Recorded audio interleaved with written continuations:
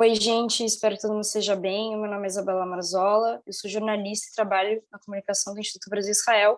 E este é o Expresso Israel, que traz um resumo das principais notícias do país, com uma correspondente em Tel Aviv, que é a jornalista Daniela Kresh, que está aqui comigo.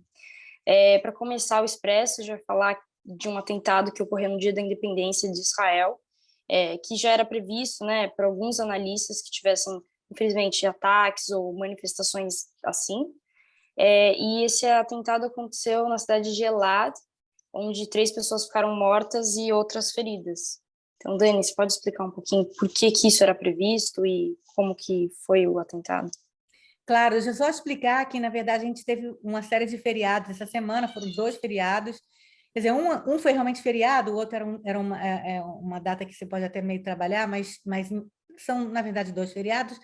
Um é o dia da lembrança ou memória dos soldados mortos ou pessoas que morreram por terrorismo, e assim que termina esse dia, que as pessoas vão em cemitérios e tem eventos e cerimônias oficiais, assim que termina esse dia da lembrança, começa o dia da independência com muita alegria, fogos de artifício, etc. e tal, uma coisa meio bipolar que tem aí no Israel, no judaísmo, né, de misturar a tristeza e a alegria juntas, né, e também lembrar que Israel existe também por causa das pessoas que se sacrificaram por ela, né?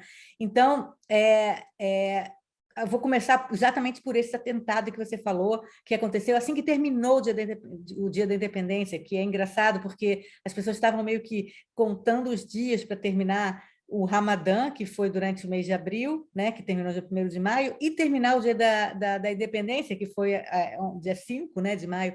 Quer dizer, as pessoas estavam achando que a tensão ia terminar, a tensão entre Israel e os palestinos, que começou no começo de março, tal, teve diversos atentados, até agora foram 18 pessoas que morreram em Israel, não digo 18 israelenses, porque 2 pessoas não eram israelenses, eram 2 ucranianos que moravam aqui em Israel, mas 18 pessoas morreram desde o começo de março em atentados terroristas, né, aqui em Israel. Então, as pessoas achavam que assim que terminasse o Ramadã e terminasse o dia da independência, ia tudo acalmar. E assim que terminou o dia da independência, aconteceu esse atentado.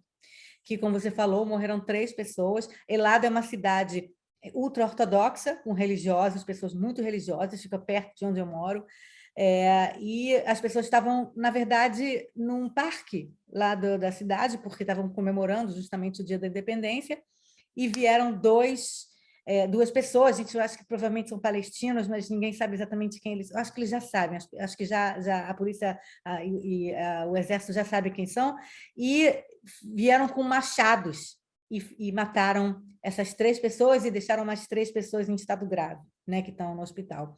E foi assim meio um choque, justamente porque tinha terminado já o dia da independência. Né? Na verdade, sinaliza isso, então, para que o Ramadã e esse feriado do dia da independência, que os palestinos não gostam, né, da criação do Estado de Israel e tudo, não é por isso que estava acontecendo essa onda de atentados. Né? E o líder do grupo islâmico Hamas na faixa de Gaza deixou isso bem claro, ele falou, não é por causa do Ramadã, que, como eu já expliquei várias vezes, né, pela interpretação de muitos radicais islâmicos, o Ramadã é o momento que você tem que atacar os infiéis, né, tal. Então, esse líder do Hamas na faixa de Gaza, Yahya Sinwar, o nome dele, falou, não tem nada a ver com o Ramadã, não tem nada a ver com nada, a gente tem que atacar os israelenses o tempo todo. Inclusive, ele falou, saiam de casa com seus machados, com suas facas. Ele falou machado, e os caras que cometeram um atentado depois do dia da independência usaram machados. Quer dizer, então o Hamas está ditando, e está inspirando, e está motivando pessoas a saírem para atacar israelenses dentro de Israel. Elad não fica na Cisjordânia, não fica em território palestino ocupado. Elad fica dentro de Israel, das fronteiras reconhecidas internacionalmente pelo mundo, né? Assim como teve atentado em Bnei Brak, em Tel Aviv, em Beersheba, cidades que não são palestinas, são cidades israelenses, reconhecidas pela ONU. Tá? Quer dizer, então, isso preocupa muito os israelenses, que pode continuar essa onda de atentados. Agora, eu vou passar para um segundo assunto, que também tem a ver com esses 2 feriados, que é a questão das vaias, né? Ao primeiro-ministro Naftali Bennett, né? O primeiro-ministro, durante as cerimônias do dia da lembrança, né? dos soldados mortos e pessoas mortas em atentados, ele fez um discurso oficial, né? Falando, lembrando e tal. E no meio do discurso, durante 5 minutos, algumas pessoas que estavam no público, que são, na verdade, membros, só estavam no público pessoas que tinham pessoas da família que morreram em atentados terroristas. Era um discurso sobre atentados terroristas. E os públicos eram pessoas de famílias enlutadas. E algumas pessoas, 3 ou 4, começaram a gritar traidor, trapaceiro, traidor da pátria, esse tipo de coisa. Quer dizer, a pessoa que mais gritou era um cara que é bem conhecidamente um ativista do Likud, que é o partido do ex-primeiro-ministro Benjamin Netanyahu, que, na verdade, não gosta nem um pouco do Naftali Bennett como primeiro-ministro, não só porque ele era oposição antes, né, como pelo fato de que o Naftali Bennett é um cara de direita, que está num governo que une direita, esquerda, centro, até um partido árabe, né? E o Likud não engole isso, né? O Netanyahu não engole isso, e o Netanyahu fica dizendo que ele não tem, ele não pode ser primeiro-ministro, tá, não sei o quê. Então, esse ativista do Likud começou a gritar isso durante 5 minutos, e o incrível foi que o Naftali Bennett não falou nada, ele ficou esperando, ele botou meio uma mão no coração assim, e ficou olhando, e não falou nada.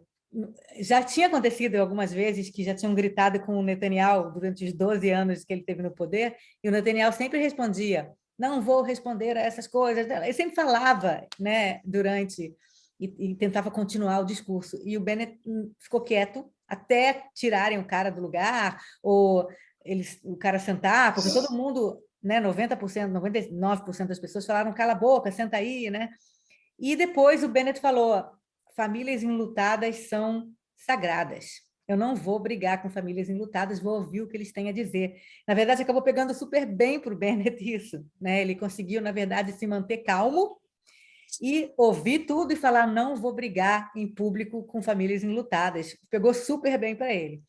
Mas, ao mesmo tempo, a gente tem que lembrar que esse tipo de discurso de que ele é traidor, de que não sei o quê, é preocupante. O Bennett recebeu recentemente 2 cartas com ameaças de morte, inclusive tinha Uma bala, né? uma bala numa das cartas, outra tinha outra munição também, com ameaças de morte contra ele e a família, na casa dele. Ele, inclusive, está com mais segurança em volta dele por causa disso. E a gente não pode esquecer que Israel teve o primeiro-ministro assassinado, o Yitzhak Rabin, em 1995, foi assassinado. Quer dizer, não tem um clima como tinha em 95 nesse momento para um assassinato, mas basta uma pessoa, entendeu? Basta uma pessoa sair com uma arma e resolver atirar. Então, é tenso, mas o Bennett acabou se saindo bem nessa questão aí do discurso. Acabou até sendo uma coisa positiva, né? Como você falou.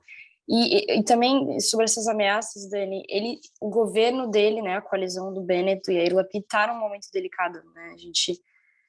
Você falou nos outros expressos que o Knesset voltou do recesso e ainda não tem nada decidido, então tem negociações, mas se não houver nenhuma mudança na quantidade de assentos do governo, né, da coalizão do Bennett, ele pode levar a um processo de que talvez o governo caia, né, Sim, haja sim. novas O eleições. Knesset ainda não voltou. O Knesset volta Ele está justamente... enfraquecido, né? O Bennett, você acha? O Knesset, o parlamento, está em férias. Ele volta justamente a Ainda semana tá. que vem, depois do feriado do Dia da Independência. Ah, Né? sim. Volta semana que vem. E aí é que realmente o Bennett vai estar com uma batata quente na mão, porque o Bennett perdeu maioria, ele está com 60 cadeiras, são 120 cadeiras, ele tem 60, então ele tem metade, mas ele não tem 61, que é a maioria. Quer dizer, nesse momento ele não pode aprovar nenhuma lei, nada, entendeu? Então, quer dizer, ele pode, né? Sempre tem gente que falta, né? Você pode, sei lá, faltou 2 pessoas da oposição, ele pode ganhar de 60 por 59, né? Ele pode, é possível, né? Mas é complicado para caramba. Então, realmente vai ser uma coisa complicada, e justamente para ajudar o Bennett nesse momento é que o presidente americano, Joe Biden, avisou que vai visitar Israel em junho, daqui a um mês, vai visitar Israel para encontrar com o Bennett. Então, está tendo aí uma tentativa do Biden, que do Partido Democrata, né, que, na verdade, não gostava do relacionamento entre o Bibi, né, o Benjamin Netanyahu, e o Trump, né, ele era muito meu amigão, né, muito que era, né, Aliados. aliados né, tentando ajudar um ao outro. O Biden, então, agora parece que vai sair em ajuda do Bennett. A gente espero, quer dizer, o país todo não sabe, né, que, na verdade, o que vai acontecer em junho, se o primeiro-ministro, quando o Biden chegar, vai ser ainda o Bennett, né? Justamente porque existe a possibilidade de que haja novas eleições. Provavelmente vai ser o Bennett, porque mesmo que se chame, né, novas eleições, demora 3 meses para isso. Então, ele ainda vai ser o primeiro-ministro e certamente vai estar concorrendo, né, nas próximas eleições. Mas é complicado, a gente vai ter que esperar a semana que vem para ver se o governo dele vai cair ou não. Bom, o último bloco tem a ver com política, tem a ver com diplomacia também. Essa semana, no começo dessa semana, o chanceler russo Sergei Lavrov disse em uma entrevista a uma TV italiana que Hitler tinha sangue judeu, né? Que os sionistas, na verdade, eram os maiores antissemitas. E aí, bom, claro, teve uma repercussão totalmente negativa, não só dentro da comunidade judaica, mas na imprensa em geral, no mundo todo. E tem boatos de que Putin ligou para o Naftali Bennett, primeiro-ministro de Israel, para pedir desculpas. E todo mundo está em dúvida se realmente aconteceu isso, né? O que realmente aconteceu. Mas o Sergei Lavrov, ele falou, né, que todo mundo sabe que o Hitler tem sangue judeu, porque parece que não está muito claro o pai dele, de onde veio, tal, não sei quem. Então, tem essas teorias conspiratórias de que Hitler teria sangue judeu. E ele falou que, na verdade, alguns judeus são os maiores antissemitas, né? O que é uma contradição em termos absurda, né? E isso pegou muito mal aqui em Israel, muito mal. Se os israelenses já estavam se colocando bem do lado da Ucrânia na guerra entre Rússia e Ucrânia, né? Agora, então, ficou ainda mais claro que o governo russo, né? O Putin, o Lavrov, estão vivendo numa bolha. Então, tem uma narrativa sobre o que é nazismo, o que está acontecendo lá, uma narrativa assim que talvez a gente não consiga nem compreender, né? Teve até um artigo, né, do Daniel Dweck, aqui do IB, na Folha de São Paulo, falando sobre isso, sobre essas concepções de nazismo que são diferentes, né, do que a gente pode imaginar, né? Para a gente está tão claro o que é o nazismo, mas a gente não sabe o que passa na cabeça do Putin, entendeu? E ele está chamando a Ucrânia de um Estado nazista, sendo que o presidente da Ucrânia é judeu. Quer dizer, então, o que ele acha que é nazismo? Entende, né? Como nazismo. O que ele entende como nazismo? Então, é complicadíssimo, mas pegou muito, muito mal aqui. Não, parece que não é que o Putin ligou para pedir desculpas, não. O próprio Naftali Bennett ligou para o Putin a pedido do Volodymyr Zelensky, do presidente da Ucrânia, com quem ele tinha falado um dia antes, porque o presidente da Ucrânia pediu ajuda do Bennett para falar com o Putin para tentar fazer mais daqueles corredores humanitários, para retirar pessoas da área de Mariupol, né, que está sendo super bombardeada, aquela fábrica que tem lá que os russos estão bombardeando muito. Então, o Bennett ligou para tentar fazer essa mediação. E provavelmente no meio da conversa ele deve ter falado: não gostei nada do que o seu chanceler falou, e o Putin deve ter falado alguma coisa do tipo: deixa para lá, desculpa, e pronto, entendeu? Quer dizer, não foi que o Putin falou, ligou. Teve a iniciativa de ligar. A iniciativa foi do Bennett e deve ter surgido isso no meio. Tanto que no comunicado do Ministério da Saúde, do Ministério das Relações Exteriores de Israel, tem essa questão de que o Bennett aceitou as desculpas do Putin, foi assim que estava escrito, mas no comunicado do Kremlin não tem nada sobre isso, nada. Quer dizer, então, novamente, as narrativas são diferentes, mas, assim, certamente Israel está cada vez mais indo para o lado da Ucrânia, inclusive já mandou ajuda militar para a Ucrânia, capacetes e coletes à prova de bala, e parece que vai começar a mandar também armamento para a Ucrânia. E os russos não estão nem um pouco felizes, começou já a ter uma retaliação russa em relação a isso, algumas coisas que os russos já fizeram, alguns pedidos, algumas coisas que eu já até falei aqui no Expresso. Então, vamos ver o que vai acontecer nisso, mas certamente mostra aí a tendência de Israel realmente cada vez mais sair de cima do muro, né? Porque o Bennett, no começo, queria meio fazer essa mediação e se colocou um pouco em cima do muro, apesar do chanceler Yair Lapid ter sempre falado contra os russos e a favor dos ucranianos, parece que o Bennett abandonou também essa neutralidade assim, em cima do muro para se colocar realmente do lado da Ucrânia nessa guerra. E você acha que, assim, isso pode ser preocupante, né? Porque, como você falou em outros expressos e também em artigos que a gente publicou no site, a Rússia dá uma boa proteção, né? Uma cobertura para Israel, com a Síria, né? Com Porque, essa questão assim, de... o Israel não pode melindrar, nem pode colocar contra os Estados Unidos, que são os maiores aliados de Israel no mundo, com Uhum. um orçamento Financeiramente é o militar, maior... financeiramente e diplomaticamente, não tem.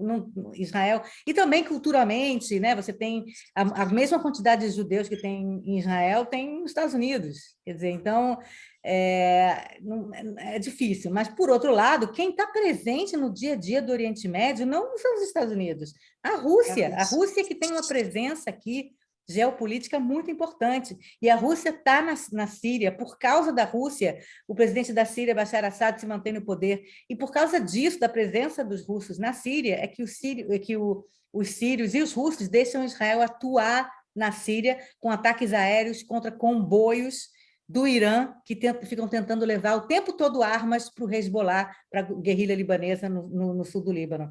Então, ficam entrando esses iranianos para mandar armamento para o Hezbollah, ou também para construir coisas do próprio Irã na Síria contra Israel, e os russos deixam Israel atuar e falam para os sírios fiquem quietos aí também. Quer dizer, então tem essa cobertura para as ações aéreas israelenses na Síria, que é muito importante. Mas você colocando na balança entre as duas coisas, realmente é impossível que Israel dê as costas para os Estados Unidos, entendeu? Que, na verdade, estão do lado da Ucrânia, né? Então, Israel está né? Se correr o bicho pega, se ficar o bicho come, mas certamente, se tiver que escolher... Tendendo para um lado, tendendo para um lado. Vai ter que escolher os Estados Unidos. Sim. A situação para o Bennett não está nem um pouco fácil, né? Não. Realmente. Bom, e esse foi o Expresso dessa semana. Daniela, você quer falar um pouco sobre o seu artigo, que tem a ver com o aborto, né? Pegar esse gancho dos Estados Unidos. É interessante, o meu artigo essa semana no site do IB é interessante. Quem quiser saber como é que é o aborto em Israel, eu já posso adiantar que o aborto em Israel é ilegal, mas existe na prática. Na prática, todas as mulheres que querem fazer aborto conseguem, recebem autorização. Então, essa questão americana, né, da Suprema Corte Americana de querer cancelar, né, a constitucionalidade do aborto, Israel não está nessa. Israel tá bem mais avançado nessa questão do aborto. E isso é importante também para os conservadores brasileiros, que sempre acham que Israel é super conservador e teocrático, e não é. Então, é importante essa questão do aborto, mostrar como que Israel está nessa questão, e, na verdade, as mulheres aqui, quase 98% das mulheres que querem fazer aborto aqui recebem autorização e fazem em clínicas e hospitais de graça, do governo. Ou podem fazer também privado, pagando, mas elas podem fazer de graça o aborto e na prática, é permitido. Bem bacana. Quem quiser ler o artigo da Daniela, pode ler no site do Instituto Brasil Israel. O Expresso, que é esse programa que a gente acabou de fazer, a gente disponibiliza ele no IGTV do Instagram, @Instituto Brasil Israel, no canal do YouTube do Instituto, e aí vocês aproveitem e sigam a gente nas outras redes para acompanhar mais conteúdos como estes. No Twitter, @ib_br, e no Facebook a página se chama Instituto Brasil Israel. Obrigada, Dani, e até semana que vem. A gente se fala semana que vem. Tchau. Tchau.